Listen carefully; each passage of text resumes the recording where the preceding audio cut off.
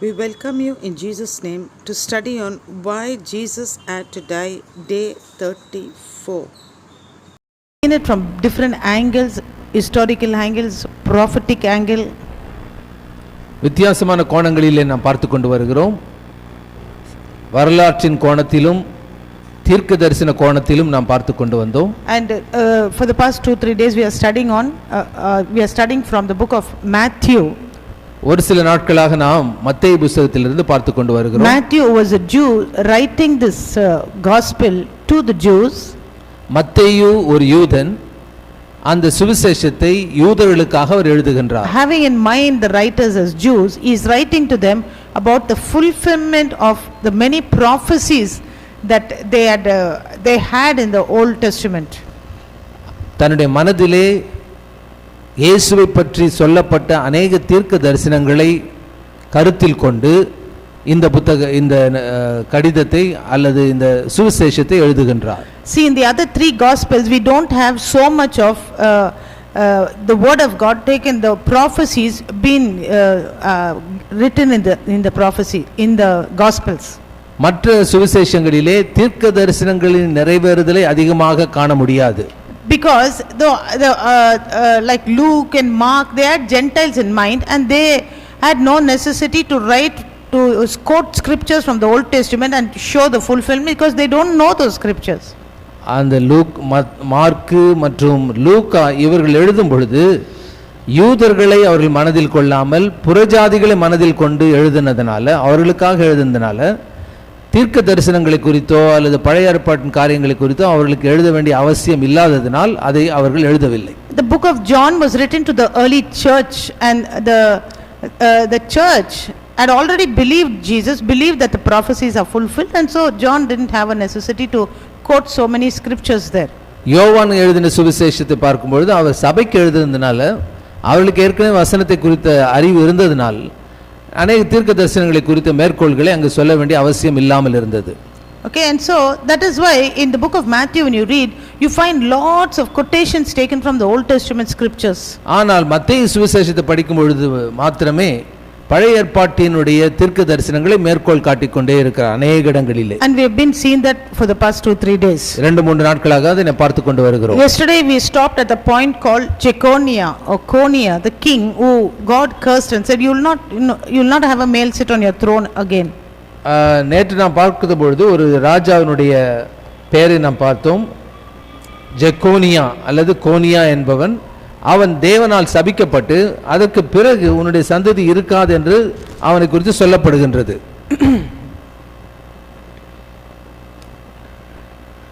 It's in Jeremiah 36. எரேமியா 36ஆம் அதிகாரம் and verse 29. 29ஆம் வசனம். எரேமியா 36 வசனம் 29. If you want to understand it, we'll read it from 27. You'll understand the background of it. 27 இருந்து படிப்போம். It says, now after the king had burnt the scroll with the words which Baruch had written at the instructions of Jeremiah, the word of the Lord came to Jeremiah saying,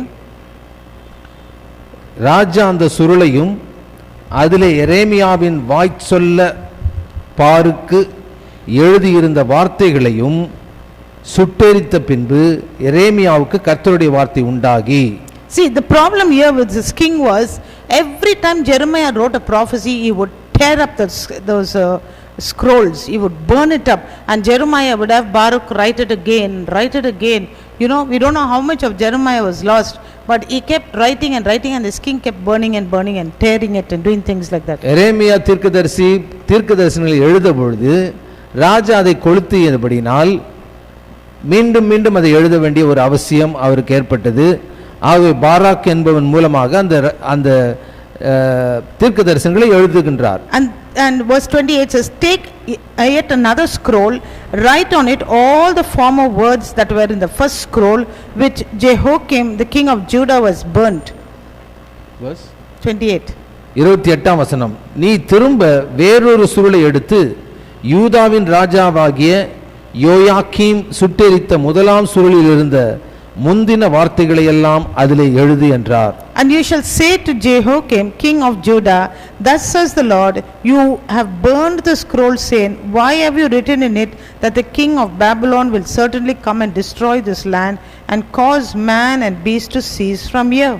29ஆம் வசனம், மேலும் நீ யூதாவின் ராஜாவாகிய யோயாக்கீமை நோக்கி, Babylon ராஜா நிச்சயமாய் வருவான் என்பதையும், அவன் இந்த தேசத்தை அழித்து அதிலிருந்து மனுஷரையும் மிருகங்களையும் ஒழிய பண்ணுவான் என்பதையும் நீ அதில் எழுதினதே என்று சொல்லி அந்த சுருளை நீ சுட்டெரித்தாயே என்று கர்த்தர் சொல்லுகிறார். See friends, I'll explain to you the book of the prophecies, the prophets books.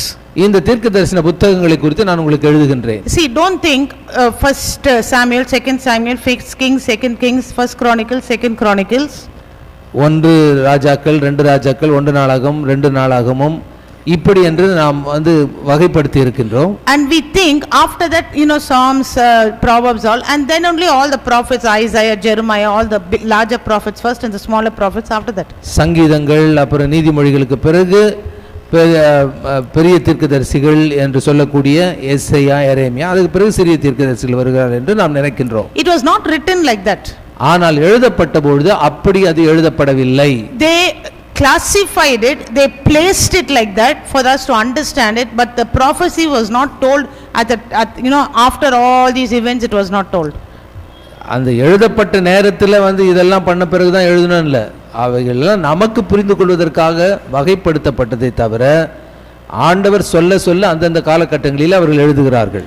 And you find here Jeremiah was prophesying at the time of Jehoiakim the king, and he was telling him the Babylon is going to come and defeat you, Babylon is going to come and take you, and that is why the king was angry and said, how you can say that, because at that time Babylon was not a big established kingdom. எரேமியா தீர்க்கதரிசி யோயாக்கிம் ராஜாவை நோக்கி அந்த காலகட்டத்தில் சொல்றாரு, இந்த பாபிலோனியர்கள் உன் மீது படையெடுத்து வருவார்கள், உன்னுடைய தேசம் அழிக்கப்படும் என்று. அதனால் அந்த யோயாக்கிம் ராஜா மிகவும் கோபம் அடைந்தான். அது மாத்திரமல்ல, அவனுடைய அந்த நாட்களிலே அந்த பாபிலோன் ராஜா அவ்வளவு பெரிய ராஜாவை போல அவனுடைய கண்களுக்கு தெரியவில்லை. All these prophecies, the prophets, Isaiah, Jeremiah, Ezekiel, all of them prophesied in the time when the kings, first kings, second kings, all of those kings were ruling. At that time only they prophesied. இந்த பின்னால் எழுதப்பட்டிருக்கிறதுல இந்த தீர்க்கதரிசன புத்தகங்கள் எரேமியா, ஏசையா, எசேக்கியேல் இதெல்லாம் ராஜாக்களின் காலத்தில் தான் எழுதப்பட்டது. ஆனால் அந்த புத்தகங்களை முதல்ல போட்டுட்டாங்க, இது பின்னால் போட்டுட்டாங்க. ஆனால் இதெல்லாம் அந்த காலகட்டங்களில் தான் எழுதப்பட்டது. When the kings were ruling, these prophets rose up and they started prophesying. Like when Josiah was there as a king, Isaiah was prophesying. He and Josiah was almost same age. ஓசியா என்ற அந்த ராஜா, ஜொசியா என்று சொல்லக்கூடிய அந்த ஓசியா ராஜா ஆளுகை செய்யும் பொழுது ஏசையா அங்கே தீர்க்க தரிசனமாக எழுதுகின்றார். ஏன்னா ஒரே காலகட்டத்தை சேர்ந்தவர்கள். Okay, and you see like that each king at that time it was written these prophecies, but it was placed at the back. Just they wanted to place all the book of prophecies together, and that's how we misunderstand. We don't get the context of it. இவைகள் இந்த தீர்க்க தரிசன புத்தகங்கள் எல்லாம் பின்னால் எழுதப்பட்டிருந்தாலும் அந்த ராஜாக்கள் வாழ்ந்த காலத்தில் அவர்கள் ஒவ்வொரு ராஜாவுக்கும் சொல்லிய தீர்க்க தரிசனங்கள் தான் இது.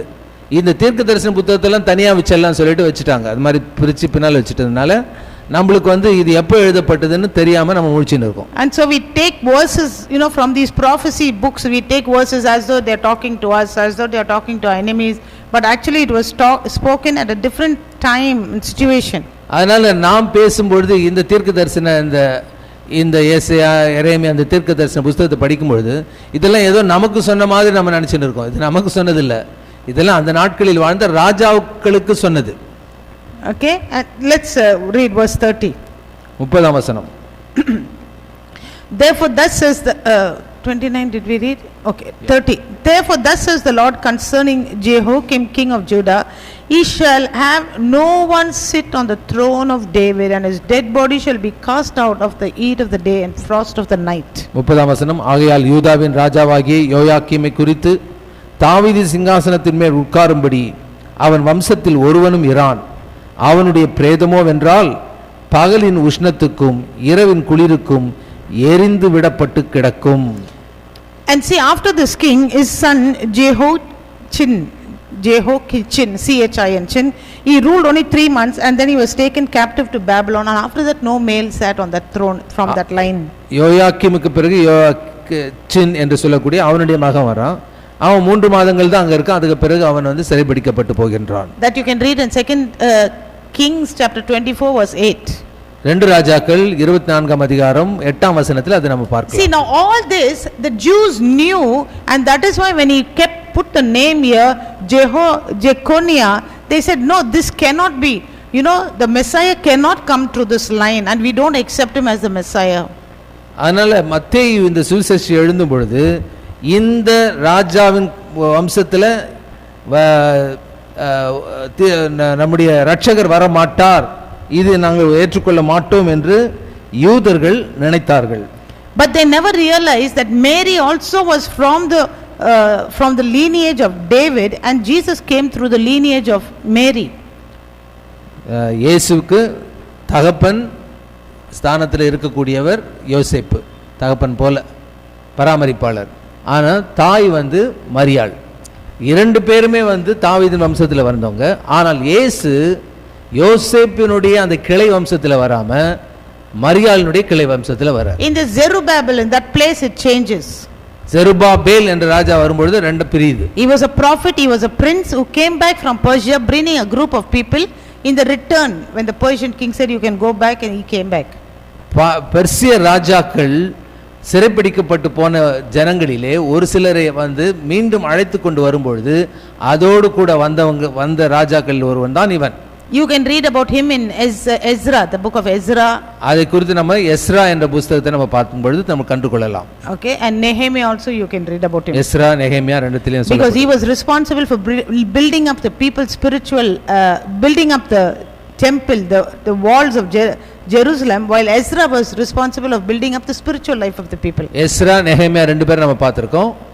எஸ்ரா என்பவன் ஆவிக்குரிய வாழ்க்கையை கட்டி எழுப்புகிறான். நெகேமியா எருசலேமின் மதில்களை கட்டி எழுப்புகிறார். Nehemiah only gave money and helped, okay, but Zerubbabel was the one who was really helping them to build. நெகேமியா பணத்தை கொண்டு வந்தாலும் கூட ஜெருபாபேல் தான் கட்டிட வேலையை கட்ட ஆரம்பிக்கிறார். Because Nehemiah remained back in the palace and worked for the king. ஏன்டா நெகேமியா ஏற்கனவே பார்த்தோம், ராஜாவுக்கு பானபாத்திரக்காரனா இருந்தான்னு உங்களுக்கு ஞாபகம் இருக்குது. அவன் மீண்டும் அவன் ராஜாவின் இடத்தில் போய் வேலை செய்யறான், ஆனா பணத்தை மட்டும் அனுப்பிச்சுன்னு இருக்கான். Okay, so that is the background there. And see, Satan uses this point to only highlight to minor the majors there, but not to help them to realize another point of it. I'll tell you. இதுல வந்து மிகவும் முக்கியமற்ற காரியங்களை சாத்தா முக்கியப்படுத்துறான், முக்கியமான காரியங்களை சாதாரணமா விட்டு விடுறான். You know, if they look at it in another way, Jesus was not the son of Joseph. Because here we could see Jeconiah, he never came in that line, and then they could have said, yes, correct, he came through this line. Because if he had to really come in Joseph's line, then they'll say he is a son of Joseph. This itself proves that he is not a son of Joseph. அந்த யோசேப்பினுடைய குமாரன் என்று அங்கு நிரூபிக்கப்படவில்லை. அப்படி பட்டிருந்தானா இயேசு கிறிஸ்து வந்து அவங்க இரட்சகராக ஏற்றுக்கொள்ள வேண்டிய அவசியம் இல்லை. ஏனென்றால் யோசேப்பு அந்த வம்ச வழியை சேர்ந்தவன் அல்ல. He came through Mary's seed, and we know a woman does not have a seed, and that proves that he came through God's seed.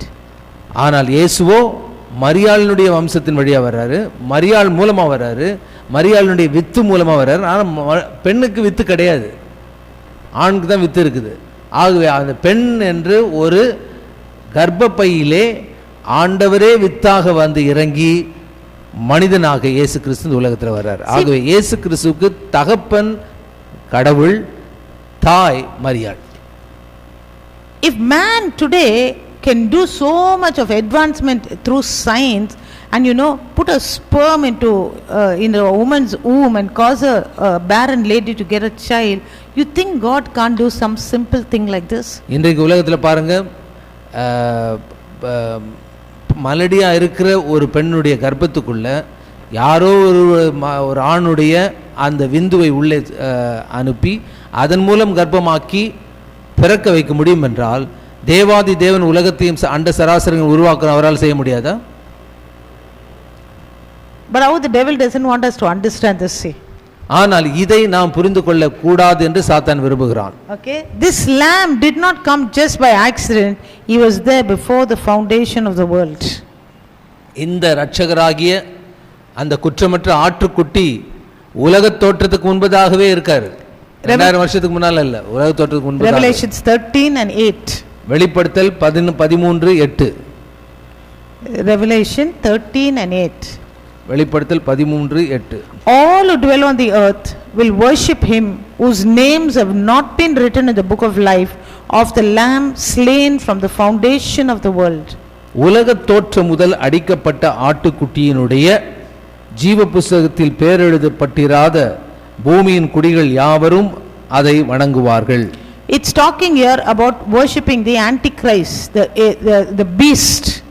இங்கே அந்தி கிறிஸ்து என்று சொல்லக்கூடிய அந்த மிருகத்தை குறித்து சொல்லுகின்றது. If you read chapter 13 fully, you'll know a beast rises from the sea.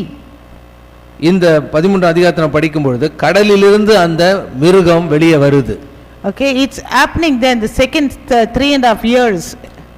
உபத்திரவ காலத்தினுடைய அடுத்த 3 ஆண்டுகளில் இது நடக்குது. And the beast comes up and the people, they fall down, they worship him.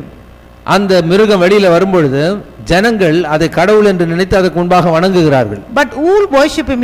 The people whose names are not written in the book of life. யார் அதெல்லாம் வணங்குவாங்க? ஜீவ புத்தகத்தில் தங்களுடைய பெயர் எழுதப்பட்டிராத ஜனங்கள் மட்டும்தான் வணங்குவாங்க. See, this is the place that we need to go. This is our aim, this is our goal, our name written in the book of life. ஆனால் இந்த உலகத்தில் வாழும் பொழுது நம்முடைய நோக்கம் என்னவா இருக்கணும்? என்னுடைய பெயர் ஆண்டவருடைய ஜீவ புத்தகத்தில் எழுதப்பட்டிருக்கணும். Not about getting money, not about living a very rich life and comfortable life, successful life. உலகத்துல நம்முடைய நோக்கமே என்னது? நிறைய பணம் சம்பாதிக்கணும், வசதியா வாழணும், நிறைய பேங்க்ல பணம் இருக்கணும். அதெல்லாம் இருக்கிறது நல்லதுதான். ஆனா வாழ்க்கை நோக்கம் அதுவாக இருக்க கூடாது. Even if you do ministry, it's not about saying everybody saying what a great pastor she is. ஊழியம் செய்யும்போது கூட இவர் எவ்வளவு பெரிய அற்புதமான பாஸ்டருங்க, எவ்வளவு பிரமாதமா பண்றாரு, ஜனங்கள் பாராட்ட வேண்டிய அவசியம் இல்லை. It is about you getting your believers ready, the saints ready, the bride ready, so that their book names are written in the book of life. ஆனா நம்ம ஊழியம் பண்றது எதற்காக?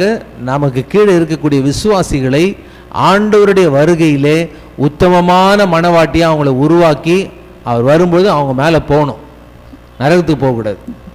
Church membership won't take you into heaven. அதனால ஆண்டவர் 2வது வருகையில வரும்பொழுதோ அல்லது ரகசிய வருகையில வரும்பொழுதோ நாங்க சர்ச்சில் மெம்பர் கார்டு வச்சிருக்கோங்கன்னு சொன்னா கூட்டிட்டு போக மாட்டோம். Your monthly subscription card won't take you to heaven. மாசம் சந்தா கட்டுறேன், சில சபைகளை சந்தா கட்டுவாங்க, மாசம் சந்தா கட்டுறேங்க, அதனால எனக்கு அழைத்துன்னு போங்கன்னா சந்தா கட்டுற இடத்துக்கே போயிடுங்க. Even I've got an account, a full page Excel sheet on your tithing that you are paying. அது மாத்திரமல்ல, உங்களுடைய தசம காணிக்கையெல்லாம் கம்ப்யூட்டர்ல எக்ஸல் ஷீட்ல இருக்குது. That is not going to take you to heaven. God is not going to see your உங்களை பரலோகத்துக்கு எடுத்துன்னு போகாது. That money that you give is helping in this ministry, helping this ministry go forth to win souls. You are helping this ministry, but what about your individual spiritual life? நாங்கள் செய்கின்ற ஊழியம், நாங்கள் வெளியிலே சென்று சுவிசேஷத்தை அறிவிப்பது, வெளியிலே சென்று ஜனங்களுக்கு போதனை கொடுப்பது, அதற்காக தான் அந்த பணத்தை எல்லாம் பயன்படுத்துறோம். நீங்க தான் அது கொடுக்குறீங்க. அதை கொடுக்கறதுனால உங்களை பரலோகத்துக்கு ஆண்டவர் அனுப்ப மாட்டார். What about your spiritual life? நீங்க தனிப்பட்ட விதத்துல வளரணும், வாழணும், பரிசுத்தமா ஜீவிக்கணும், மற்றவர்களை கிறிஸ்துவுக்குள் வழி நடத்தணும். I can preach every evening here.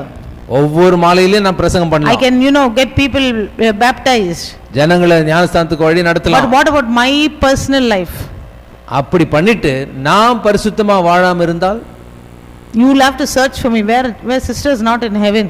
நீங்க பரலோகத்துக்கு போகும்போது எங்க சிஸ்டர் காணுமே, ஒவ்வொரு சாயந்தரமும் பேசுவாங்க 7:30 இருந்து 8:30 காணுமே ஆளு பரலோகத்துல. So I must be careful of my life. நான் ஒழுங்கா நடந்தது நான் அங்க இருப்பேன். See friends, this is such a simple truth and I don't understand why we don't understand. ரொம்ப இவ்வளவு தெளிவா இருக்குது, உள்ளங்கை நெல்லிக்கனி மாதிரி தெளிவா இருக்குது, ஆனாலும் நம்மளுக்கு புரிய மாட்டேங்குது. Because all the good that we do here, God, Jesus said that. He said, Lord, in your name we fed the poor, in your name we did this, in your name we healed the sick. He said, yes, you did everything, you got the praises on the earth, finish, your job is over. I don't know who you are now. ஆண்டவரே, உம்முடைய நாமத்தில் நான் தீர்க்க தரிசனம் உரைத்தோமே, ஏழைகளுக்கு பணம் கொடுத்தோமே, ஏழைகளுக்கு சாப்பாடு கொடுத்தோமே, கொரோனால கூட பஸ் ஸ்டாண்டெல்லாம் தேடி தேடி கொண்டு போய் கொடுத்தோமே. ஓ ரொம்ப நல்லதுப்பா, அதுக்கான பலன் வந்துடுச்சு, நிறைய பேர் உங்களை பாராட்டினாங்க, ஆனா பரலோகத்தில் உங்களுக்கு இடம் கிடையாது. I seen all, Jesus will say, I seen all those likes and thumbs up and all in the Facebook. நான் கூட பார்த்தேன்ப்பா, உன்னுடைய இதை வந்து எல்லாரும் பாராட்டி தம்ஸ் அப்லாம் போட்டாங்க, வாட்ஸ்அப்ல தம்ஸ் அப் போட்டாங்க. But what about your relationship with me? ஆனா உன்னோடு நீ என்னோட உறவு கொள்ளலையே. Every day I used to come waiting to talk to you. What happened? ஒவ்வொரு நாளும் உன்னோடு பேசணும் நான் காத்திருந்தேனே, ஆனா நீ பேசலையே.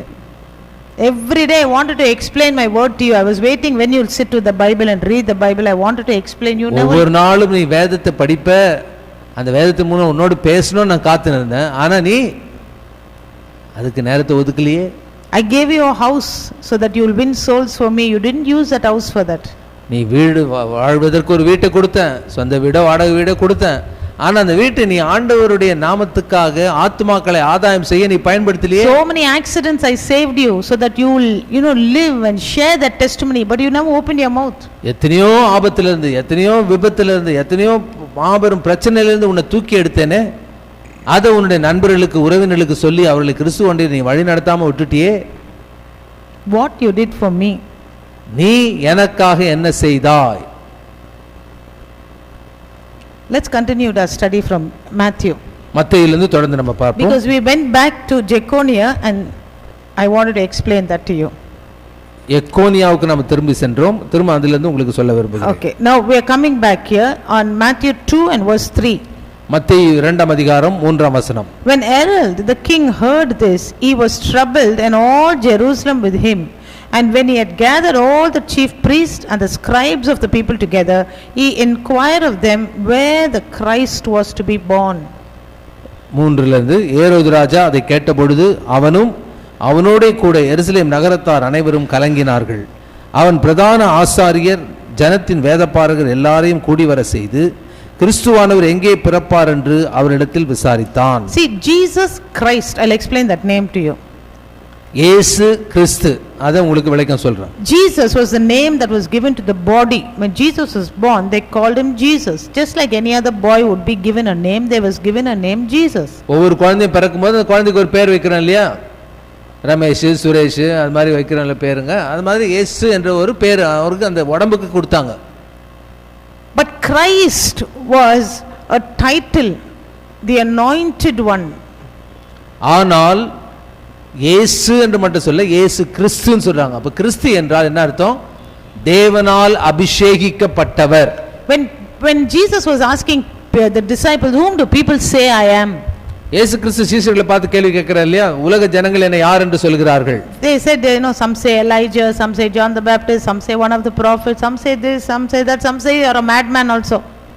உம்மை தீர்க்கதரிசி என்று சொல்லுகிறார்கள், எலியாவின் தீர்க்கதரிசி ஒருவனாகி எலியான்னு சொல்லுகிறாங்க, முற்காலத்து தீர்க்கதரிசிகள் ஒருவர்னு சொல்றாங்க, இறந்து போன யோவான் ஸ்நானன் உயிரோடு வந்தவர் சொல்றாங்க, இன்னும் ஒரு சில பேர் பிசாசு பிடித்தவன் சொல்றாங்க. What do you say I am? Who do you say I am? சரி, அவங்களாம் சொன்னாங்க, ரைட்டு, நீ என்னப்பா சொல்றீங்க? Then Peter said, you are the Christ, the anointed one. அப்பொழுது பேதுரு என்ற ஒரே ஒரு சீஷன் மட்டும் என்ன சொல்றான்? நீர் ஜீவனுள்ள தேவனுடைய குமாரனாகிய அபிஷேகிக்கப்பட்ட கிறிஸ்து. And Jesus said, this has been given to you not by flesh and blood, but my Father in heaven revealed it to you. அப்ப இயேசு என்ன சொல்றாரு? இது உனக்கு மாம்சமும் இரத்தமும் வெளிப்படுத்தலப்பா, என்னுடைய பிதாவே உனக்கு இதை வெளிப்படுத்தியிருக்கிறார். This is in Matthew chapter 17.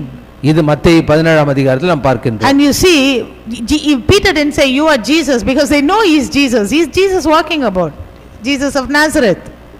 ஆகவே பேதுரு அவரை பார்த்து நீங்க இயேசுன்னு சொல்ல, ஏன்னா இயேசுன்றவர் எல்லாருக்குமே தெரியும். They know him as Jesus of Nazareth, Jesus the son of Joseph, Jesus the carpenter. அவர் நாசரேத்து ஊரானாகிய இயேசுன்னு தெரியும், தச்சனாகிய யோசேப்பினுடைய மகன் என்று தெரியும். But here Herod is asking who is calling? See, he is calling the chief priests, the scribes, all these people who are connected with spiritual matters. இங்க பார்க்கின்றோம், இந்த ஏரோது ராஜா யாரை கூப்பிடுறாரு? பிரதான ஆசாரியர், வேதபாரகர்கள், ஆவிக்குரிய காரியங்களை ஆராய்கின்றவர்கள், மதத்தின் காரியங்களை ஆராய்கிறவர்கள். He didn't call his Roman soldiers, his governors and all that. கவர்னர்களையோ ரோம அதிகாரிகளையோ வீரர்களையோ அவன் கூப்பிடல. He is calling these people because he knows, I know nothing about these spiritual things. They know because they are reading the scripture. So let me call and find out. And he says, who is that Christ? ஏனென்றால் ஏரோது ராஜா அவன் வந்து ஆவிக்குரிய மனுஷன் கிடையாது, அவன் வேத புத்தகத்தை படிக்காதவன். ஆகவே வேதத்தை அறிந்த வேதபாரகர்கள் பரிசேயர்களை அழைத்து அவர்களிடத்தில் விசாரிக்கிறான், இந்த கிறிஸ்து என்று சொல்லப்படுபவர் யார், அவர் எங்கே பிறப்பார். He didn't say where's Jesus, எங்கே அந்த இயேசுன்னு கேட்கல, where's Christ, கிறிஸ்து எங்கே, meaning where's the anointed one, where's that special one, where is the one that was being prophesied about. அப்படின்னு என்ன அர்த்தம்? அந்த அபிஷேகிக்கப்பட்டவர், அந்த விசேஷித்த நபர், தேவனால் அனுப்பப்பட்டவர் எங்கே. And so verse 5, they said to him, in Bethlehem of Judea, for thus it is written by the prophets.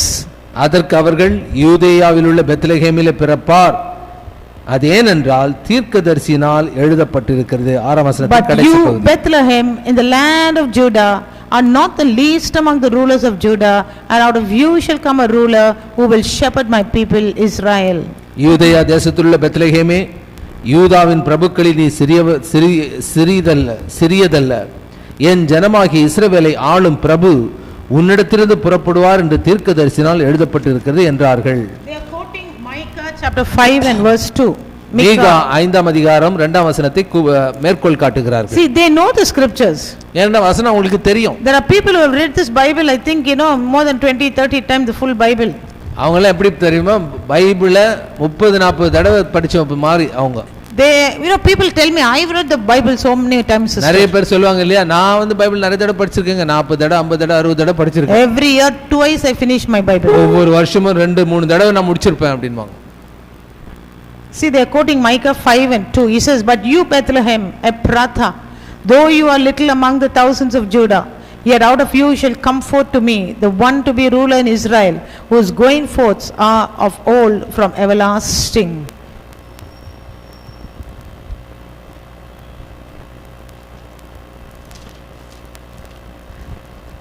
So that is why they said, this guy lives in Nazareth, he cannot be the Messiah. இவர் நாசரேத்தில் இருக்காரு, இவர் எப்படி மேசியாவா இருக்க முடியும்? The Messiah should come from Jerusalem, from Bethlehem. ஆனால் இவர் பெத்லகேமில், எருசலேமில் உள்ள பெத்லகேமில் இருந்து தான் வரணுமே. And that is why Matthew is writing and telling them, Luke is writing and telling them, Luke is explaining to them what happened, because Luke went and found out from Mary, found out from Joseph, and they told what happened. இதைத்தான் லூக்கா தன்னுடைய சுவிசேஷத்தில் சொல்றாரு. அதை நேருக்கு நேர் ஜனங்களிடத்தில் கேட்டு விவரங்களை அறிந்து யோசேப் மரியாளிடத்தில் அந்த விவரங்களை அறிந்து எழுதுறார். If they really wanted to find out, they could have found out the date, found out when this law was passed, calculated that calculation, they could have found out, but they were not interested. அப்படியே அவங்க கண்டுபிடிக்கணும்னா எப்போ அந்த சட்டம் நிறைவேறப்பட்டது, அந்த குடிமதிப்பு எழுதப்பட்ட காலங்கள் என்ன, அதெல்லாம் பார்த்தானே அந்த இடத்தை கண்டுபிடிச்சிடலாம், அந்த நேரத்தை கண்டுபிடிச்சிடலாம். Okay, then Herod, when he had secretly called the wise men, determined from them what time the star appeared. He's got the sense to find out what time the star appeared, make a calculation, find out the child's age, the year, months or the years. அதனால அவன் சொல்றான், அந்த நட்சத்திரம் எப்போ தோன்றுச்சு, தோன்றதுலேருந்து இப்போ இவங்க போனாங்களே, அப்போ அதை கணக்கெடுத்து அதன்படி பார்த்தா அந்த குழந்தையோட வயசு என்ன இருக்கும்ட்டு அவன் Matthew 2 and 7, that is. மத்திய 2ஆம் அதிகாரம் 7ஆம் வசனத்தில் அவன் கணக்கெடுக்கின்றான். And he sent them to Bethlehem and said, go, search carefully for the young child, and when you have found him, bring back word to me, that I may come and worship him also. அப்பொழுது 7 சாஸ்திரிகளை ரகசியமாய் அழைத்து நட்சத்திரம் காணப்பட்ட காலத்தை குறித்து அவரிடத்தில் திட்டமாய் விசாரித்து, நீங்கள் போய் பிள்ளையை குறித்து திட்டமாய் விசாரியுங்கள், நீங்கள் அதை கண்ட பின்பு நானும் வந்து அதை பணிந்து கொள்ளும்படி எனக்கு அறிவியுங்கள் என்று சொல்லி அவர்களை பெத்லகேமுக்கு அனுப்பினான். He made a plot. He thought he was clever. He thought, let me finish off this plan here. இவன் ஒரு சதி திட்டம் போடுறான். இவங்க போயிட்டு அவங்க நமக்கு வந்து சரி வாங்கன்னு சொல்லும்போது நம்ம போய் அந்த குழந்தையை சாவடிச்சிடலாம் அப்படின்னு. Now he really never realized that he was part of that plan, that Mary and Joseph, who was living in Nazareth, had to come all the way to Bethlehem just to give birth to Jesus. ஆனா இவங்களுக்கு தெரியாத விஷயம், யோசேப்பும் மரியாளும் நாசரேத்திலிருந்து வந்து பெத்லகேமுக்கு வந்து குழந்தை பெற்றெடுக்கிறதுக்காக வராங்க. Who is responsible for that? Herod is responsible for that. அதுக்கு யார் காரணம்? குடிமதிப்பு யார் எழுத சொன்னது? இவன் தானே. He never realized that. இவன் தான் இயேசு கிறிஸ்து பெத்லகேம் வருவதற்கே காரணம். ஆனா இவனுக்கே தெரியல. And now he is saying, let me finish off that child. இப்போ என்ன சொல்றான், அந்த குழந்தையை நம்ம Now சாவடிச்சிருவோம். he doesn't know, தெரியாத குழந்தைய. he doesn't know prophecy, he doesn't know anything. All he knows is, I want to save my throne, let me finish it. அவனுக்கு தீர்க்க தரிசனத்தை பற்றியும் தெரியாது, ஆண்டவருடைய வார்த்தை பற்றியும் தெரியாது. என்னுடைய அரசாங்கத்தை நான் பாதுகாக்கணும், அவ்வளவுதான். என் கஜானாவை யாரும் காலி பண்ணக்கூடாது. If he didn't have that law, Jesus would have been born in Nazareth, nobody would have believed him. அந்த சட்டத்தை அவன் போடலன்னா இயேசு கிறிஸ்து நாசரேத்தில் தான் பிறந்திருப்பாரு, தீர்க்க தரிசனம் நிறைவேறிருக்காது. See friends, today also people think, I want to finish of Jesus, I want to finish of Christians, I want to finish of the church, I want to do. They don't even realize that they are falling into the perfect will of God. இன்றைக்கும் கூட நான் இயேசுவினுடைய சீஷர்களை அழிக்க போறேன், இயேசுவின் நாமம் ஒண்ணுமில்லாம ஆக்க போறேன் சொல்றவங்க இயேசுவினுடைய திட்டத்துக்கு அவங்களே அறியாமல் உதவி செய்றாங்க. Some way or the other they are fulfilling the will of God. எப்படியோ தேவனுடைய திட்டத்தை அவங்க நிறைவேற்றுறாங்க. And now he is planning, let me finish of all the children. இப்பொழுது இந்த ஏரோது ராஜா என்ன பண்றான், சரி கணக்கு எடுத்தாச்சு, இப்போ இந்த காலகட்டத்துக்குள்ள தான் அந்த குழந்தைங்க இருக்கும், அந்த வயசு இருக்கிற எல்லா குழந்தையும் நம்ம சாவடிச்சிட்டோம்னா அதோட சேர்த்து இயேசுவே நம்ம சாவடிச்சிடலாம். Verse 10. 10ஆம் வசனம். And when they saw the star, they rejoiced with exceedingly great joy. இந்த சாஸ்திரிகள் என்ன பண்றாங்க, அவர்கள் அந்த நட்சத்திரத்தை கண்டபொழுது மிகுந்த ஆனந்த சந்தோஷம் அடைந்தார்கள். They haven't read the scripture. என்றால் அவர்கள் வசனத்தை படித்தார்கள். They haven't read the scripture. அவர்கள் வசனத்தை படித்திருக்க மாட்டார்கள். They are astrologers. அவர்கள் வானசாஸ்திரிகள். They know something special about that star. அந்த வானத்தில் இருக்கக்கூடிய நட்சத்திரத்தை குறித்த விஷயம் உங்களுக்கு தெரியும், ஏதோ விசேஷ காரியம். And they are coming and saying a king when it's born only that star will come. They know that much. They don't know about prophecy and Genesis and all those things. அந்த குறிப்பிட்ட நட்சத்திரம் வரும்பொழுது ராஜா என்பவர் ஒரு பிறந்திருக்கிறார் என்று அது மட்டும் தான் தெரியுமே தவிர தீர்க்க தரிசனத்துக்குரிய விவரங்கள்லாம் உங்களுக்கு தெரியாது. But the Jews on the other hand, the scribes, the scholars know the details. They've read this prophecies. ஆனால் மறுபக்கத்திலே வேதத்தை நன்றாக அறிந்தவர்கள், நியாயசாஸ்திரத்தை உணர்ந்தவர்கள், அவர்கள் என்ன செய்கிறார்கள் என்றால், See the contrast. அந்த காரியத்தை அறியாம இருக்கிறாங்க. See the contrast here. இதுல முரண்பாடு நீங்க பாருங்க. They know the scriptures, the Jews, looking forward to the Messiah, and when the news comes, they are scared, they are frightened. இந்த வேதபாரகர்கள், பரிசேயர்கள், இந்த ராஜாக்கள் எல்லாம் வசனத்தை அறிந்திருந்தும் தீர்க்க தரிசனத்தை பற்றிய விவரங்கள் தெரிந்திருந்தும் அந்த ராஜா வருவார் என்று எதிர்பார்த்திருந்தும் ராஜா வந்துட்டான்னு சொன்ன உடனே பயப்படுறாங்க. ஏன்னா நம்முடைய பதவி போயிடும். They are unbelieving. அவங்களால நம்ப முடியல. They are not able to accept it. அதை ஏற்றுக்கொள்ள மனதில்லை. But these heathen people, Gentile people, ஆனால் புறஜாதி ஆட்கள், இந்த வேத சாஸ்திரிகள், அந்த வானசாஸ்திரிகள், what does the Bible say about that? It says when they saw the stars, they rejoiced exceedingly with great joy. 10ஆம் வசனம், அவர்கள் அந்த நட்சத்திரத்தை கண்டபொழுது மிகுந்த ஆனந்த சந்தோஷம் அடைந்தார்கள். See the contrast. என்ன வித்தியாசத்தை பாருங்க. Today we are sitting and crying about Jesus' death. We are putting ash, we are looking at the cross, we are doing things. But outside people there are just saying, thank you Jesus. You know, we don't have a God who can give his life for us. Thank you they are. இயேசுவை அறிந்தேன் என்று சொல்கிறவர்கள், சபைக்கு போகின்றவர்கள், இன்னைக்கு இந்த Lent காலங்களை துக்கத்தோடு கொண்டாடின்னு இருக்காங்க, துக்கத்தோடு புலம்பின்னு இருக்காங்க. ஆனால் இயேசுவை அறியாத ஜனங்களோ, ஐயோ இப்படிப்பட்ட ஒரு ரட்சகர் நமக்கு இல்லையே, நமக்காக உயிரை கொடுத்த தேவன் இல்லையே, இவர் மட்டும் நம்முடைய தேவனா இருந்தா எவ்வளவு நல்லா இருக்கும் என்று சந்தோஷம் அடைகிறாங்க. Yesterday also two ladies came, you know, one after the other they came and said, please pray to Jesus. You know, I know about him, I heard about him, please pray, he'll hear my prayer. And they told their problem. நேற்று முந்தின நாளும் 2 சகோதரிகள் வந்தாங்க. அவர்கள் இயேசுவை அறியாதவர்கள், ஆனால் இயேசு பற்றி கேள்விப்பட்டிருந்தாங்க. அவங்க சொன்னாங்க, இந்த இயேசுனிடத்தில் எங்களுக்காக ஜெபம் பண்ணுங்க, ஏன்னா எங்களுக்கு தெரியும் அவர் நிச்சயமாக எங்களுக்கு பதில் தருகிற தேவன். But we believers, we Christians, we are teaching the word. See how many empty chairs all sitting in the house. ஆனால் நாம் விசுவாசிகள், நாம் வசனத்தை அறிந்தவர்கள், நாம் மற்றவர்களை காட்டிலும் நன்றாக வேதத்தை அறிந்தவர் என்று சொல்லிக் கொடுக்கிறவர்கள், நாம் எங்கே இருக்கோம்? சேரெல்லாம் காலியாக வீட்டில் இருக்கோம்.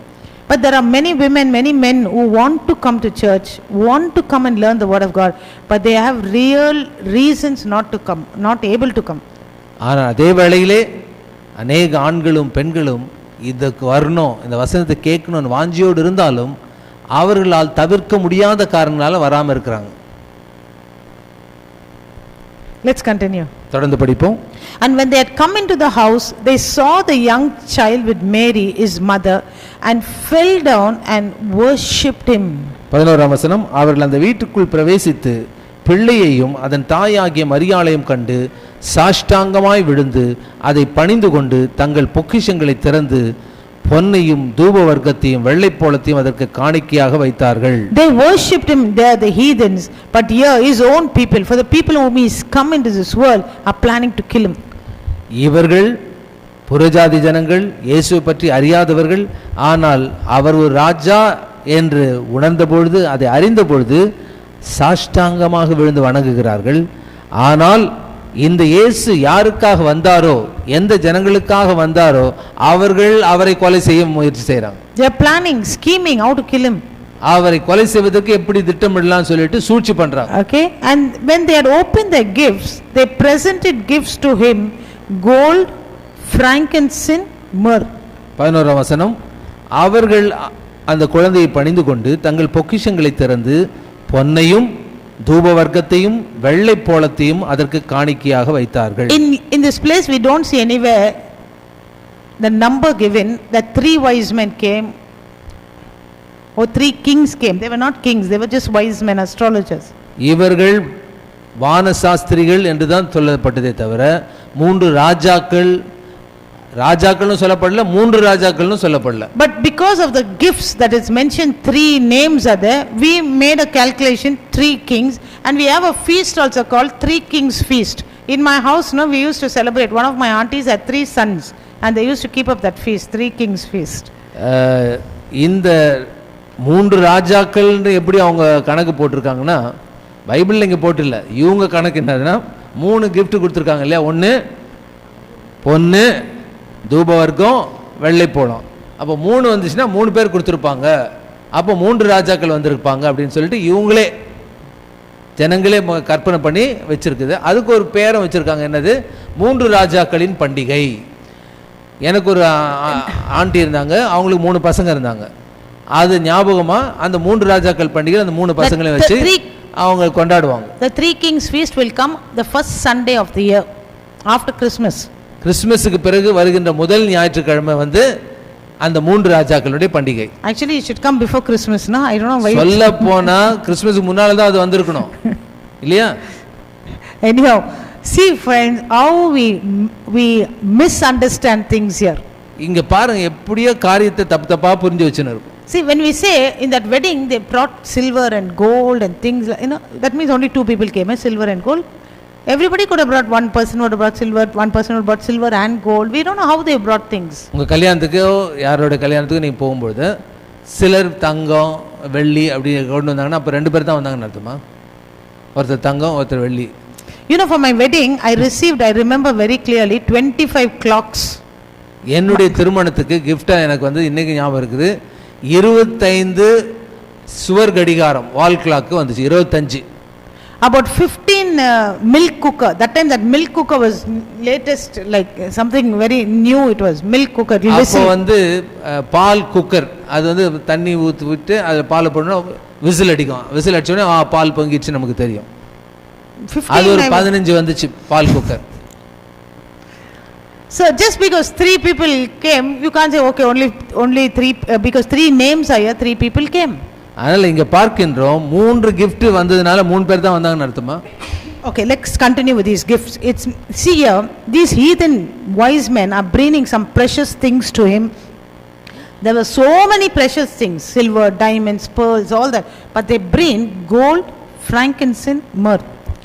நிறைய விலையேறப்பட்ட பொருட்கள் நிறைய இருக்குது. அதெல்லாம் எடுத்துன்னு வராம இந்த 3 மட்டும் எடுத்துன்னு வந்திருக்காங்க.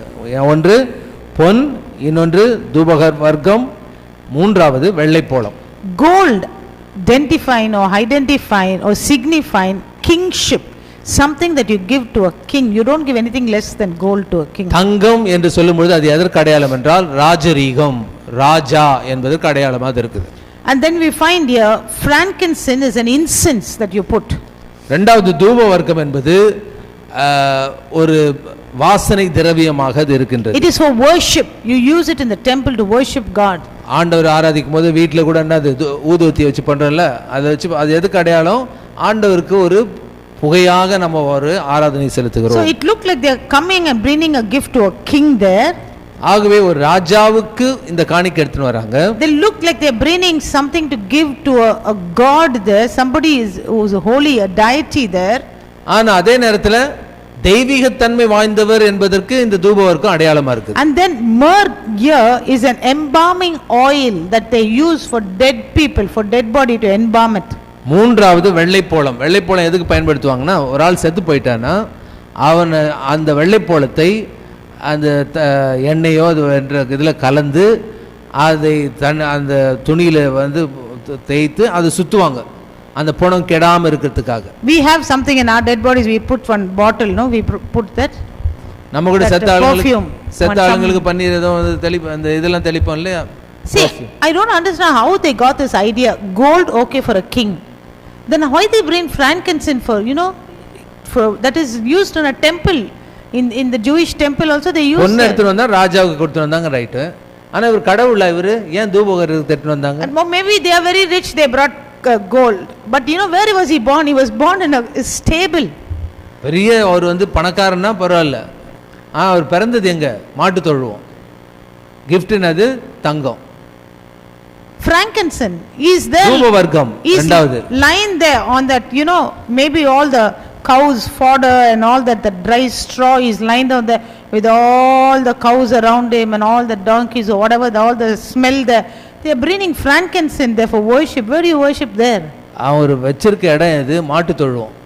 மாட்டு தொழுது மாடெல்லாம் சுற்றி கட்டியிருக்காங்க. இவர் அந்த மாடு சாப்பிட்ற அந்த வைக்க போகிற தொட்டிலையோ இல்லை ஏதோ தொட்டியில் மரத்தொட்டியில் அதுக்கு தீவனை வைக்கிற இடத்துல இவரை வந்து பழைய துணியை போட்டு அவரை எடுக்க வச்சிருக்காங்க. அவருக்கு தூபவர்க்கம். And the next thing is myrrh. This is a symbol of death. You take it to a dead, a funeral house, not to a house where newborn baby is born. மூன்றாவது வெள்ளைப்போளம். அது செத்தவனுக்கு அவன் கெடாம இருக்கிறதுக்கு அவன் உடல்ல பூசுறது. அதை போய் பிறந்த குழந்தைக்கு எடுத்துட்டு போவாங்க, உயிரோடு பிறந்த குழந்தைக்கு. How do they get this idea? இந்த எண்ணம் அவர்களுக்கு எப்படி வந்தது?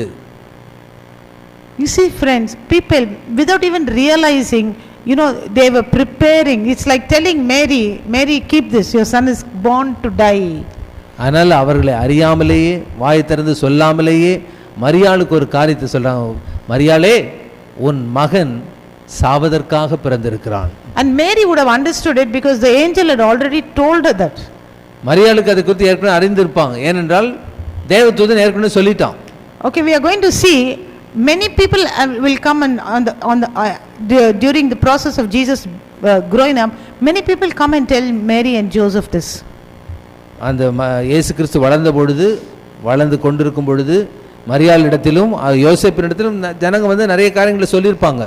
In Isaiah 60 and verse 6 there's a prophecy about this. ஏசாயா 60ஆம் அதிகாரம் 6ஆம் வசனத்துல ஒரு தீர்க்கதரிசனம் இருக்குது. It says here, the multitudes of camels shall cover your land, the dromedaries of Midian and Ephra, all those from Sheba shall come, they shall bring gold and incense, and they shall proclaim the praises of the Lord. Isaiah 60 and 6. ஏசாயா 60ஆம் அதிகாரம் 6ஆம் வசனம். ஒட்டகங்களின் ஏராளமும் மீதியான் Ephah தேசங்களின் வேகமான ஒட்டகங்களும் உன்னை மூடும்.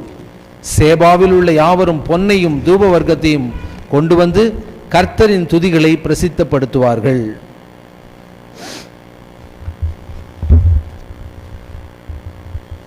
They brought and came to honor him as a king, to worship him as a god, and to prepare him because they know he is going to be the living sacrifice. அவர் ஒரு ராஜா என்று அறிந்ததினால் தங்கத்தை கொண்டு வந்தார்கள். அவர் ஒரு தேவன் என்று அறிந்ததினால் அவருக்கு தூப வர்க்கத்தை கொண்டு வந்தார்கள். அவர் நமக்காக மரிக்க போகிறார் என்பதை அறிந்ததினால் வெள்ளைப்போளத்தை கொண்டு வருகிறார். They never knew it, but God knew it, and God was sending things like this to happen. அவர்கள் ஒருவேளை நேரடியாக அறிந்தில்லாமல் இருக்கலாம், ஆனால் அவர்களை அதற்காக தேவன் பயன்படுத்தினார். I don't know if they were grumbling on the way and saying, hey, you brought gold, what did you bring? I brought frankincense. Oh, but we both brought gold and frankincense. Okay, why did you bring myrrh? Maybe they would have argued like that. ஒருவேளை அவங்க எடுத்துன்னு வரும்பொழுது ஒருவேளை என்னென்ன பொருள் எடுத்துன்னு வந்தாலும் பேசியிருக்கலாம் நினைக்கிறேன், கற்பனையா. ஒருத்தர் கேட்டு பண்ணி என்னப்பா எடுத்துகிட்டு வந்திருக்க? தங்கம். சரி, நீ என்ன எடுத்து வந்திருக்க? தூபம் வர்க்கம். தூபம் வர்க்குமா? நீ என்ன எடுத்துட்டு வந்து? வெள்ளைப்போளம். வெள்ளைப்போளமா? Okay, maybe the other guy would have said, I bought gold and frankincense, one would have said. இன்னொருத்தர் சொல்லியிருக்கலாம், நான் தங்கமோ தூப வர்க்கமோ எடுத்துட்டு Okay, வந்திருக்கேன். that also we can accept it, but myrrh for what? சரிப்பா, அது பரவாயில்ல. வெள்ளைப்போளம் எதுக்கு எடுத்துட்டு வந்த? That is a newborn baby's house. குழந்தை பிறந்திருக்க குழந்தையை போய் சந்திக்க போறோம். சாவு வீட்டுக்கா நம்ம போறோம்? If we go to a house that a newborn baby is born and you take something that you have to take for a dead body, what will they do with you? சாவு வீட்டுக்கு எடுத்துன்னு போற ஒரு பொருளை பிறந்த குழந்தை வீட்டுக்கு, பிறந்த நாள் கொண்டாடுற குழந்தை வீட்டுக்கு நீங்க எடுத்துன்னு போனீங்கன்னா உங்களை என்ன பண்ணுவாங்க? சாவு வீட்டுக்கு உங்களை அனுப்பிச்சிடுவாங்க. In our custom, even before the child is born, no, we don't even buy anything for the child. You know, like Western culture, they have something called baby showers. You know, before the baby is born, they will buy things that is necessary for the delivery and give. வழக்கமாக மேலை நாடுகளை சேர்ந்தவர்கள், மேற்கத்திய நாகரிகத்தை அடைந்தவர்கள் குழந்தை பிறந்த பிறகு கிஃப்ட் எடுத்துன்னு போக மாட்டாங்க. பிறக்கிறதுக்கு முன்பதாகவே, அது பேர் வந்து பேபி ஷவர்ஸ்.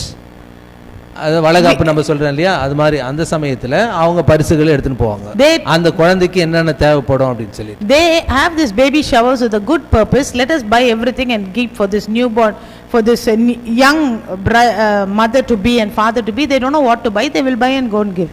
அதனால் இந்த பிறக்க போகிற குழந்தைக்கு இளம் தகப்பனும் தாயுமாக ஆக போகிறவர்களுக்கு என்னென்ன தேவைப்படும்ன்றது மனசில் கற்பனை பண்ணி கிஃப்ட் எடுத்துன்னு போவோம். But in our culture, ஆனால் நம்முடைய கலாச்சாரத்தில் we have this function, நம்மளுக்கு இந்த ஃபங்க்ஷன் இருக்கும், to get from the girl's house. பெண் வீட்டிலேருந்து ஏதாவது சுரண்டலாமா? அது Because a boy must get one ring now, because he's going to be father now, he needs ring. அவர் அப்பாவாக போகிறார்ல, பையன் குழந்தையோட பையன் வந்து அப்பாவாக போகிறார்ல, அதனால் அவருக்கு ஒரு மோதிரம் போடணும். And okay, and then they bring food and so many things are there. அதுக்கப்புறம் நிறைய உணவு எடுத்துன்னு வரணும். And then they send the girl to the mother's house because the delivery expense must be borne by them.